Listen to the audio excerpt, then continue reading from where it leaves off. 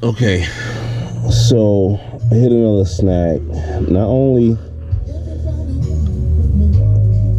is the linkage in the way, but also the box where the shifter set down in is keeping the tail from going further up.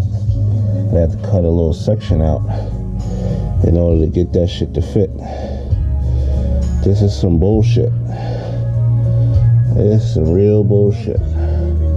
I figured that them motherfuckers would interchange from car to car. It might be fucking bolted in too.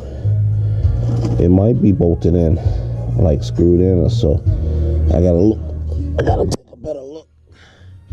But if not, most likely I'm gonna take and cut a section out. And if that don't work, I might just scrap this whole shit, strip it, and call it a day, and put everything in the other car. Oh, this is fucking some bullshit.